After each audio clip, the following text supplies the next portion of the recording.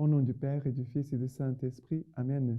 Grande joie d'être là avec toi en ce vendredi 6 octobre. Aujourd'hui, nous célébrons Saint Bruno, un grand saint de notre Église catholique. Et vendredi, c'est toujours une journée d'intercession pour les souffrants, pour tous ceux qui sont dans les épreuves. Prions pour tous les souffrants, offrons des petits sacrifices pour eux. Et aussi, prions pour la paix au Cameroun, la paix en Ukraine, mais la paix dans les cœurs, la paix dans le monde entier. Mais aussi, nous devons prier pour la conversion, parce que s'il n'y a pas de conversion, il n'y a pas de paix, la paix entre nous, au milieu de nous. La première lecture d'aujourd'hui, c'est Baruch, chapitre 1er, à partir du verset 15. Ô Seigneur notre Dieu, la justice, mais pour nous, la honte au visage. Pardon. Comme il en est aujourd'hui pour l'homme de Juda et les habitants de Jérusalem, pour nos rois et nos princes, pour nos prêtres et nos prophètes, pour nos pères, parce que nous avons péché devant le Seigneur. Nous lui avons désobéi et n'avons point écouté la voix du Seigneur notre Dieu, pour marcher selon les ordres que le Seigneur avait mis devant nous. Dès le jour où le Seigneur tira nos pères du pays d'Égypte jusqu'à aujourd'hui, nous avons été indociles au Seigneur notre Dieu, et nous nous sommes rebellés en n'écoutant pas sa voix. Alors se sont attachés à nous le malheur et la malédiction que le Seigneur dicta à son serviteur Moïse, le jour où il tira nos pères d'Égypte, pour nous donner une terre qui ruisselle de lait et de miel, comme aujourd'hui encore. Nous n'avons pas écouté la voix du Seigneur notre Dieu, selon toutes les paroles des prophètes qui nous envoya. Nous sommes allés chacun, suivant l'inclination de son cœur mauvais, servir d'autres dieux, faire ce qui déplaît au Seigneur notre Dieu. Alors ici, cette partie du livre de Baruch s'appelle prière des exilés. La prière des exilés. Et cette prière, c'est une confession des péchés. Et nous devons confesser nos péchés. Nous devons confesser nos péchés. Parce que nous demandons pardon à Dieu pour nos offenses, pour toutes les choses que nous avons faites mauvais. Et ici, le prophète Baruch va dire, nous n'avons pas écouté ta voix. Il va dire, nous lui avons désobéi à Dieu, nous lui avons désobéi et nous n'avons pas point écouté la voix du Seigneur notre Dieu pour marcher selon ses ordres.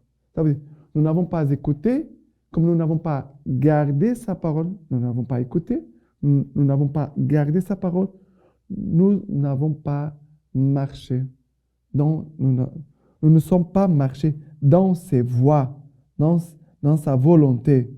Voilà que, pour dire, nous n'avons point écouté la voix du Seigneur, notre Dieu, pour marcher selon ses ordres que le Seigneur avait mis devant nous. Mais quel est le problème? Manque d'écoute. Comme nous n'ont pas écouté la voix du Seigneur, la parole du Seigneur, ils n'ont pas gardé la parole, ils n'ont pas mis en pratique ce que le Seigneur demandait. Ça veut dire qu'ils n'ont pas marché dans les voies du Seigneur. Ça veut dire que la lecture divine à chaque jour, elle nous permet d'écouter la voix du Seigneur, de comprendre qu'est-ce que c'est la volonté du Seigneur, et aussi nous communique la force, la parole nous communique aussi la force pour le mettre en pratique. Voilà qu'on pourrait avancer davantage si on écoutait la voix du Seigneur et si on serait docile à sa voix, à sa parole. Mais il dit ceci. Nous n'avons pas écouté la voix du Seigneur notre Dieu selon toutes les paroles des prophètes qui nous envoya. Nous sommes allés chacun suivant l'inclination de son cœur mauvais. Ça veut dire que chacun, premier problème, nous n'avons pas écouté. Et deuxième, c'est qu'ils sont laissés se séduire selon l'inclination de son propre cœur mauvais. Et après, ils ont commencé à servir d'autres dieux et faire ce qui déplaît au Seigneur notre Dieu. Manque d'écoute on va se laisser conduire par l'inclination de notre cœur mauvais et on va suivre d'autres dieux. Ça veut dire que nous avons déplaît au Seigneur notre Dieu. Nous avons fait ce qui déplaît au Seigneur notre Dieu. Comme c'est important vraiment d'écouter la parole de Dieu chaque jour et aussi d'enseigner aux enfants, aussi d'écouter la voix du Seigneur, de savourer la voix du Seigneur pour permettre d'avoir cette intimité et cette vie familière avec Dieu, pour pouvoir marcher avec le Seigneur. Nous marchons avec le Seigneur. Nous marchons par la grâce du Seigneur et nous marchons aussi avec le Seigneur. D'accord? Très important. Le psaume d'aujourd'hui, c'est le psaume 79, à partir du verset 1er, qui nous dit ceci. Dieu, ils sont venus les païens dans ton héritage. Ils ont souillé ton temple sacré. Ils ont fait de Jérusalem un tas de ruines. Ils ont livré les cadavres de tes serviteurs en pâturage à l'oiseau des cieux, la chair de tes fidèles aux bêtes de la terre. Ils ont versé le sang comme de l'eau alentour de Jérusalem, et pas un fossoyeur. Nous voici la risée de nos voisins, fable et moquerie de notre entourage. Jusqu'à quand, Seigneur, ta colère? Jusqu'à la fin, ta jalousie brûlera-t-elle comme un feu? Après verset 8. Ne retiens pas contre nous les fautes des ancêtres. Hâte-toi, préviens-nous par ta tendresse. Nous sommes à bout de force. Aide-nous, Dieu de notre salut. Par égard pour la gloire de ton nom, délivre-nous, efface nos péchés à cause de ton nom. Ici, le psaume dit, ne retiens pas contre nous les fautes des ancêtres, mais aussi pour la mentalité du peuple de l'Ancien Testament. Ils croyaient que les fautes des pères retombaient sur les enfants. Mais ce n'est pas juste ça, d'accord? Il faut faire une petite explication. Parce que la mentalité du peuple de l'Ancien Testament, ce n'est pas la même mentalité du peuple du Nouveau Testament. Ça veut dire que dans l'Ancien Testament, les fautes des uns tombaient sur les autres, des grands-pères sur les parents sur les enfants. Mais la vérité, c'est que chacun va répondre par ce qu'il a fait. Je vais répondre pour mes actes devant le Seigneur. Et mon papa va répondre pour ses actes. Moi, je ne vais pas payer les fautes de mon père. Bien sûr que non. Bien sûr que non.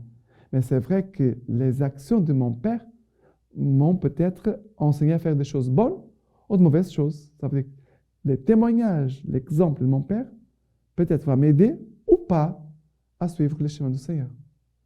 Et là, je dois faire la distinction entre ce que mon papa a fait. S'il a fait de mauvaises choses, mon papa, il était très agressif, il battait tout le monde, il disait de gros mots, il buvait beaucoup. Mais ça, c'est son problème à lui. Moi, je suis responsable pour les actes que j'ai faits aujourd'hui. Parce que nous avons conscience de nos actions. Je vais répondre à Dieu selon mes actes, selon mes décisions. D'accord? Alors, il dit, ne retiens pas contre nous les fautes des ancêtres, hâte-toi, préviens-nous par ta tendresse. Nous sommes à bout de force. Aide-nous, Dieu de notre salut. Aide-nous, Seigneur.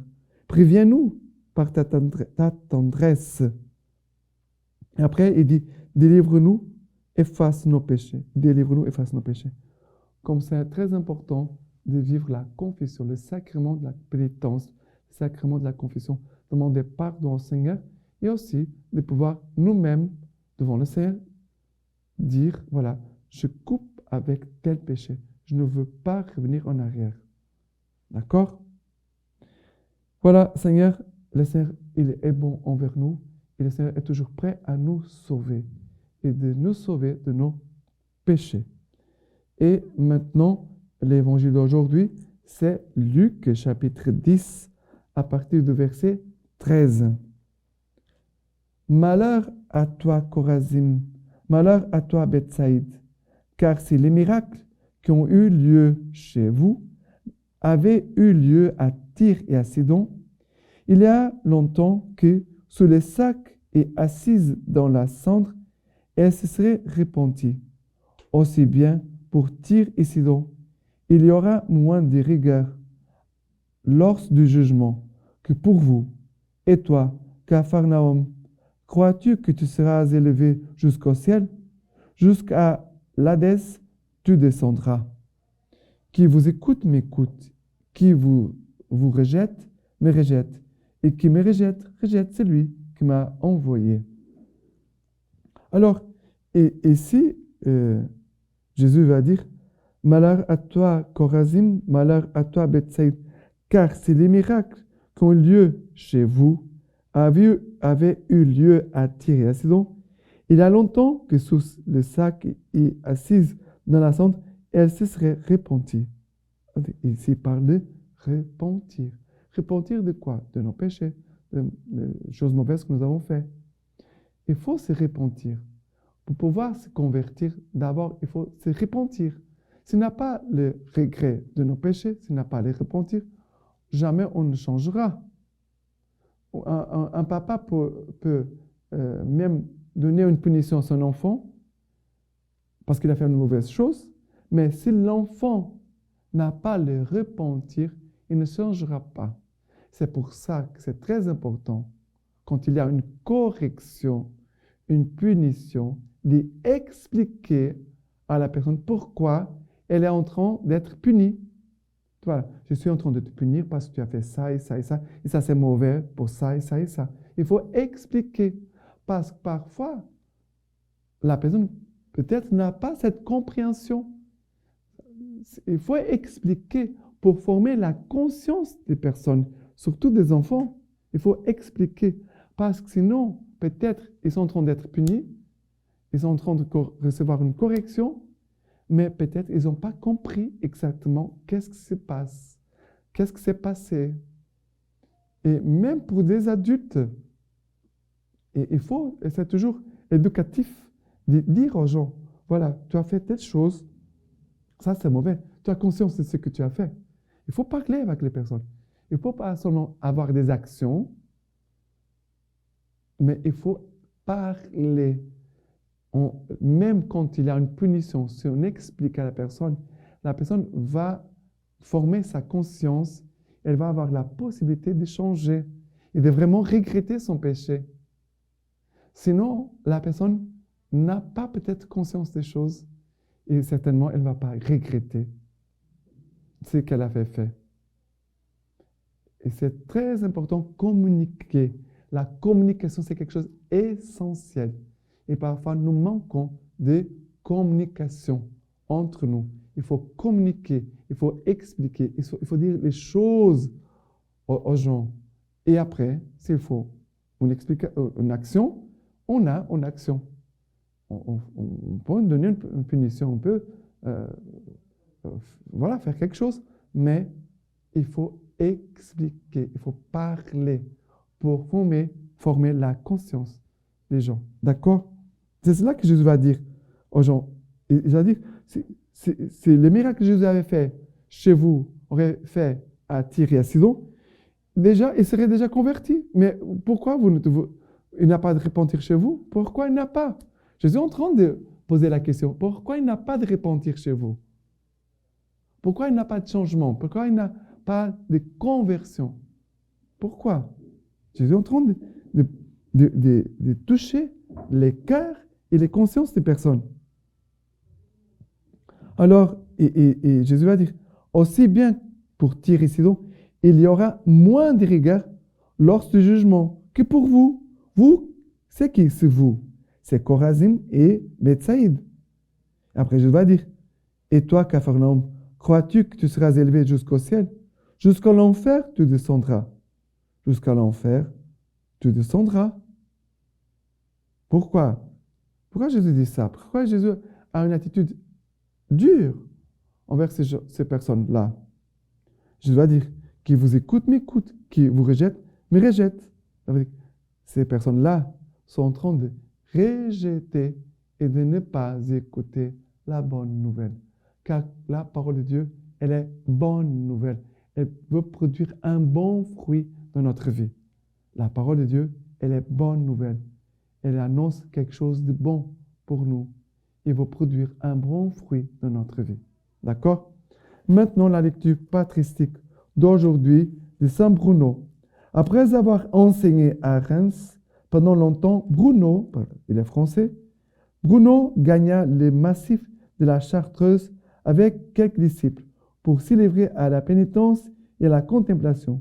Avec ses frères, il adopta un genre de vie qui alliait la solitude des ermites à un minimum de vie commune. Appelé à Rome par Urbain II, Bruno devait mourir dans un ermitage de Calabre. Lettre à ses fils, Chartreux. J'ai appris par les récits détaillés et si consolants de notre bienheureux frère Lauduin, avec quelle inflexible rigueur vous suivez une observance sage et vraiment digne d'éloge. Il m'a parlé de votre saint amour, de votre zèle infatigable pour tout ce qui touche la pureté du cœur et la vertu. J'exulte certes, cela est juste, de voir croître les fruits de vos vertus, mais je déplore et je rugis de rester inerte et négligent dans la misère de mes péchés. Réjouissez-vous d'avoir gagné le repos tranquille et la sécurité d'un port caché. Beaucoup désirent s'y rendre, beaucoup font même un effort pour l'atteindre et n'y parviennent point. Beaucoup même, après en avoir joui, et en ont été rejetés parce qu'aucun d'eux n'en avait reçu la grâce d'en haut. De vous, mes frères bien-aimés, frères convers, je dis, mon âme glorifie le Seigneur, car je considère la magnificence de sa miséricorde sur vous, d'après l'exposé de votre prière et Père très aimant, qui est rempli de joie et de fierté à votre sujet. Je me réjouis moi aussi, car bien que vous n'avez pas la science des lettres, le Dieu Tout-Puissant grave de son doigt dans vos cœurs non seulement l'amour, mais la connaissance de sa loi sainte. Vous montrez, en effet, par vos œuvres, ce que vous aimez et ce que vous connaissez, car vous pratiquez avec tous les soins et les zèle possibles la véritable obéissance. Il est par là évident que vous recueillez avec sagesse les fruits excellents et vivifiants des divines Écritures. C'est beau. Maintenant, je vous laisse la bénédiction par les mains toutes pures de la Vierge Marie. Que Dieu Tout-Puissant vous bénisse et vous garde, le Père, le Fils et le Saint-Esprit. Amen.